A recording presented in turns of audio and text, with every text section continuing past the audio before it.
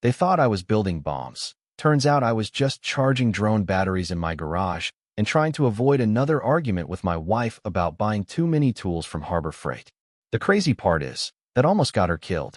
And the woman responsible for it all lived exactly 3 streets away from us, behind a gated entrance with flower beds shaped like swans and a sign that said, "Welcome to Cedar Ridge Estates, where community comes first."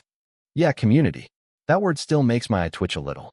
My name's Ethan Cole, and up until last spring, my life was painfully normal. I mean that in the best possible way. I liked normal. I liked quiet Saturdays, burnt coffee, old jeans with sawdust on them, and spending 6 straight hours in my garage pretending I knew how to build things from YouTube tutorials. My wife Nora used to joke that I treated Home Depot like Disneyland. She wasn't wrong. We lived just outside Cedar Ridge, technically not part of the HOA, which mattered a whole lot more to them than it did to us. See, our house sat on this weird little grandfathered-in parcel right outside the neighborhood boundary line. Everybody else in the area had HOA rules about mailbox colors and approved shrub heights and all that suburban cult stuff, but not us. We weren't members, never had been. And that drove one particular person absolutely insane. Vivian Mercer. Even saying her name now feels exhausting. She was president of the Cedar Ridge HOA for almost 8 years and treated the neighborhood like she'd personally founded America. You ever meet somebody who smiles while threatening you? That was Vivian. Perfect white teeth, pastel cardigans, voice sweet as lemonade with razor blades floating in it. First time we met, she walked onto my property without asking, stared at my solar panels for a full 10 seconds, then said, "You know, they'd look much nicer if they matched the roofline standards inside the community." I laughed because I thought she was joking. She wasn't. Things only got weirder from there. We started getting letters in our mailbox about community harmony violations. One complained about the color of our fence stain. Another said my garage workspace was visually disruptive. One time she literally sent us a notice because Nora planted wildflowers near the front porch and apparently they looked unregulated. Nora taped that one to the fridge and wrote, "Wanted criminal flowers," across the top with a Sharpie. That's the thing about Nora. She didn't scare easy. She was an art teacher, one of those naturally warm people who made everybody around her calmer without even trying. I'd come home frustrated after dealing with Vivian, and Nora would just hand me a beer and say, "Babe, some people peak emotionally in neighborhood Facebook groups." And honestly, she wasn't wrong. But looking back now, I think Vivian hated us for something deeper than mailbox paint or flower beds. We represented the one thing she couldn't control. Every other house in Cedar Ridge been eventually. Every complaint, every warning, every passive-aggressive little fine worked on somebody. But not us. We had county paperwork proving we were exempt. We'd even beaten a zoning complaint 2 years earlier after Vivian tried, claiming my detached workshop violated community sightlines. The judge actually laughed in court. I still remember Vivian standing in the hallway afterward, staring at me with this frozen smile, while everybody walked past pretending not to listen. She leaned in close and said, "People who refuse to cooperate with a community usually regret it eventually." At the time, I thought she was just being dramatic. Now I know that was a promise. The morning everything went sideways started stupidly normal. Nora was already awake making coffee, the strong hazelnut stuff that smelled amazing but tasted like burnt tree bark. I was half asleep, shuffling toward the shower while she stood in the kitchen wearing one of my old college hoodies, humming to herself and scrolling recipes on her phone. I remember stopping just long enough to kiss her cheek and joke, "If I die today, delete my search history before my mother sees it." She rolled her eyes and said, "Your search history is literally power tools and smoked brisket videos, Ethan." That was the last normal moment we ever had in that house. About 20 minutes later, while I was still in the shower, somebody started pounding on the front door. Then came the sound I'll probably hear in my nightmares for the rest of my life, wood exploding off hinges, heavy boots, men screaming, Nora yelling, and then a crash so violent it shook the walls. I came out of that bathroom dripping wet with a towel barely hanging onto my waist thinking somebody was robbing us. That's honestly where my brain went first. Not police, not SWAT, not some tactical raid straight out of a bad action movie. Just robbery. Until I turned the corner into the hallway and saw Nora on the floor. I still see that image sometimes when I close my eyes too fast. Her body twisted sideways near the living room entrance, one arm bent wrong underneath her, blood running from above her eyebrow into her hair, while two men in full tactical gear stormed past her with rifles raised like they were clearing a terrorist compound in Fallujah. One of them spotted me instantly and swung his rifle toward my chest. "Get on the ground." I froze. My brain literally stopped functioning for a second. I remember standing there barefoot on cold hardwood, water still dripping off me, trying to understand why strangers with assault rifles were inside my house screaming about explosives. Nora looked at me and tried to say my name, but it came out broken, weak, scared. And that sound hit harder than the rifle pointed at me. I moved toward her without thinking, and somebody slammed me face first into the floor, so hard my teeth cracked against the tile. "Where's the workshop?" one of them shouted. "Where are the devices?" Devices? I swear to God, for one insane moment, I thought maybe there'd been some kind of mix-up with a neighbor. Maybe they had the wrong street, wrong house, wrong county, because none of this made sense. I kept saying that too. "You've got the wrong house. There's been a mistake." But nobody listened. They tore through everything. Kitchen drawers dumped onto the floor. Couch cushions ripped open. Cabinets smashed. One guy kicked open my garage door like he expected to find a meth lab. Instead, he found exactly what had always been there: drone batteries, power tools, scrap aluminum, half-finished hobby projects, and my old workbench covered in wires and coffee stains. Silence hit the house for about 3 seconds. Then I heard one of them say, quieter this time, Sarge." Another voice crackled through a radio. "No chemicals. No detonators. Nothing here." And then came the sentence that changed everything. "You sure this is the address?" Nobody answered him right away. That silence told me more than words ever could. Nora started wheezing. I twisted enough to look at her, and my stomach dropped. Her wrist looked shattered. Blood had pooled beneath her head, near the broken remains of our coffee table. One of the officers had knocked the damn thing over during the raid, and it came down right on top of her. "She needs a medic," I yelled. "Jesus Christ, she's hurt." Finally, somebody called for an ambulance. Not because they cared, because they realized they'd screwed up. Big difference. The paramedics showed up maybe 10 minutes later, though it felt like an hour. By then, the tactical team was already backing out of the house, pretending not to look at us. No apology. No explanation. One guy actually avoided eye contact while stepping over shattered picture frames on his way out the door. Like we were the inconvenience. Nora squeezed my hand while they loaded her onto the stretcher and whispered, "Ethan, what did we do?" I didn't have an answer. At the hospital, I finally got one. Sort of. A county deputy showed up while Nora was getting scans done. Mid-50s, polished boots. The kind of guy who probably practiced concerned expressions in a mirror. He introduced himself as Deputy Marshal Glenn Harper and started talking in that careful bureaucratic tone people use when they know they're standing in the middle of a disaster. "Mr. Cole, there was a credible report concerning possible explosive manufacturing activity on your property." I actually laughed. Not because it was funny, because my brain couldn't process how stupid it sounded. "Explosive manufacturing?" I said. "You mean Ryobi batteries and a soldering iron?" He ignored that part. The report came through Cedar Ridge Community Leadership. Community leadership. That's what they called the HOA board. Like they were running a small country instead of policing Grass Height. Then he said her name. Vivian Mercer. Suddenly, every weird complaint, every fake smile, every threat wrapped in politeness snapped together in my head all at once. That woman sent armed men into my house. Harper shifted awkwardly. The concern involved suspicious electrical equipment, possible homemade surveillance systems, and reports of explosive sounds. Explosive sounds. I stared at him. "You mean my smoker grill? Or maybe 4th of July fireworks from 8 months ago?" He kept reading from his little clipboard like a hostage. Vivian had submitted photos too.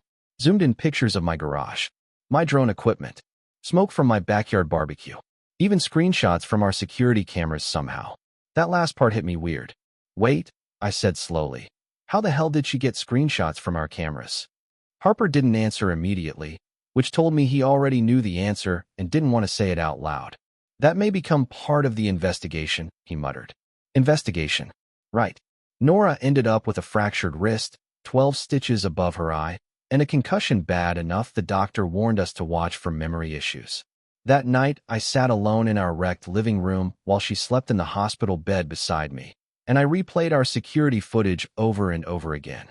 That's when I saw something that made my blood run cold. About 30 seconds before the raid, right before they broke down the door, one of the tactical officers looked at another guy and quietly said, "This doesn't match the property report." The other officer shrugged and answered, "Orders came from upstairs. Just move." Orders came from upstairs. That line stayed stuck in my head.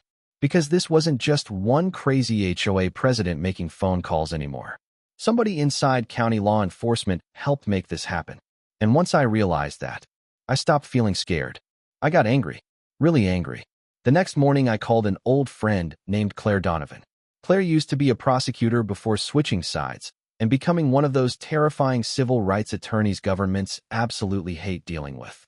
Sharp mind, zero patience, Irish Catholic rage simmering under designer glasses. She arrived at our house around noon, stepped through the broken doorway, took one slow look around the living room, and said, "Oh, somebody's getting destroyed over this." Claire spent 6 hours collecting evidence. Security footage, HOA letters, court records proving we weren't part of Cedar Ridge, emails from Vivian threatening community enforcement escalation. Every little thing we'd ignored for years suddenly looked sinister.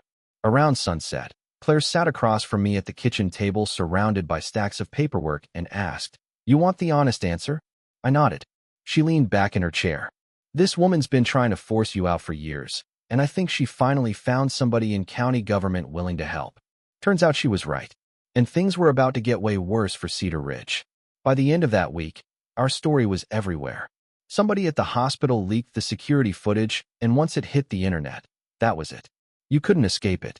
TikTok breakdowns, YouTube lawyers reacting frame by frame, cable news anchors standing in front of screenshots from my living room acting horrified for ratings. There was one clip in particular people kept replaying. Nora lying on the floor bleeding while some tactical genius stepped over a shattered coffee table holding a rifle like he was auditioning for a war movie. The internet gave it a nickname within hours, the HOA raid. Real original. But honestly, people were furious, and for once, the outrage actually felt justified. Claire moved fast. Faster than anybody I've ever seen. Within days, she subpoenaed county communications and uncovered exactly what we feared. Vivian Mercer hadn't just filed complaints. She'd built a full-on campaign against us. Internal HOA emails talked about bringing non-compliant properties into alignment. There were discussions about pressure strategies. One message from Vivian literally said, "The Cole property represents a threat to community cohesion." Community cohesion. We had wind chimes and tomato plants, not nuclear launch codes.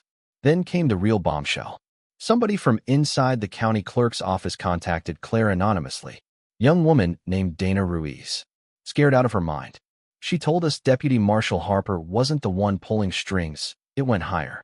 Assistant Commissioner Leonard Pike had personally approved the raid after meeting privately with Vivian 2 days earlier at a charity golf fundraiser.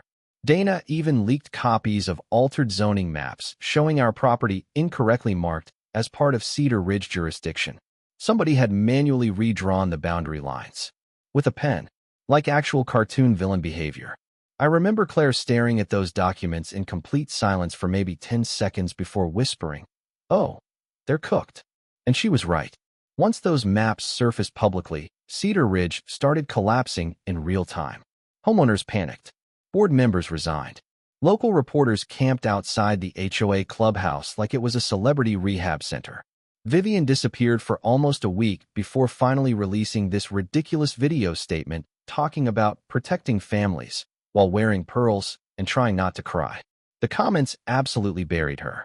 One guy wrote, "Ma'am, you launched Call of Duty over a birdhouse." I'm not proud of it, but I laughed pretty hard at that one. Meanwhile, Nora was barely sleeping. That part people don't really understand when these stories go viral.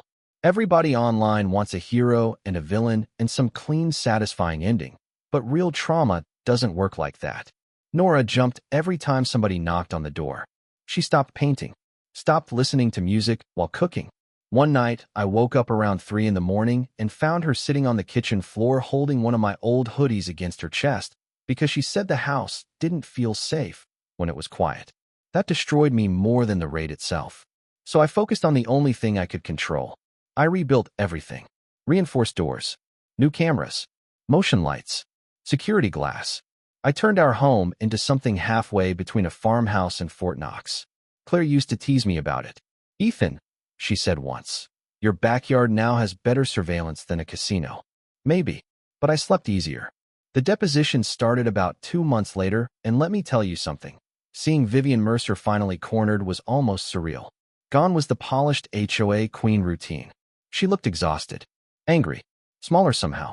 Claire tore through her testimony like a chainsaw. Every fake complaint, every forged map, every email. At one point Claire asked, Mrs. Mercer, can you explain why your HOA spent community funds hiring a private investigator to monitor my clients? Vivian adjusted her scarf and actually said, we had concerns about destabilizing behavior. Claire blinked twice. Destabilizing behavior, she repeated. Mrs. Mercer, he builds model drones and smokes brisket on weekends. Even the court reporter laughed at that one. Then came the final piece. An internal HOA document titled Community Compliance Escalation Protocol. It listed 5 properties outside HOA authority they wanted to neutralize through coordinated municipal pressure. Ours was highlighted. I remember sitting there reading that phrase over and over. Neutralize. Like we were enemy combatants instead of neighbors who didn't want beige mailbox regulations. That document killed them. Absolutely killed them. Criminal investigations opened within days. Assistant Commissioner Pike resigned before he could be fired. Vivian was arrested 3 weeks later outside a vacation cabin 2 counties over. The footage went viral instantly, of course. She looked furious more than scared, like she still couldn't believe consequences were happening to her personally. The civil settlement came later. For $0.2 million total between the county, insurance carriers, and what was left of the HOA reserve fund after Cedar Ridge dissolved completely. People always ask if the money made it worth it. No, not even close. Money doesn't rewind trauma. It doesn't erase the sound of your wife screaming while armed strangers crash through your front door. It doesn't fix the weird little fear that creeps into your chest every time somebody unexpected walks up your driveway. But it did buy us freedom. Real freedom. Nora eventually started painting again. Big abstract pieces at first, all jagged lines and dark colors. Then slowly softer things. Sunflowers. Open fields. Morning light. Last month, she hung a small wooden sign beside our rebuilt front gate. Simple black lettering. No HOA. No trespassing. No exceptions. Sometimes delivery drivers laugh when they see it. Sometimes neighbors stop and stare. I leave it there anyway. Because people like Vivian Mercer exist everywhere. Maybe not with armored raids and forged maps, but with that same obsession over power and control and deciding who belongs. Honestly, I still go back and forth sometimes wondering if she truly believed she was protecting her community, or if she just couldn't stand the idea of somebody living outside her rules. Maybe that's the scary part. People can justify almost anything once they convince themselves they're the good guy. So now I want to ask you something. If somebody like Vivian lived in your neighborhood, how far do you think they'd go before someone finally stopped them? And more importantly, would your community protect you, or protect the person in charge? Let me know down in the comments, because after everything that happened to us, I'm not sure the answer is as obvious as people think.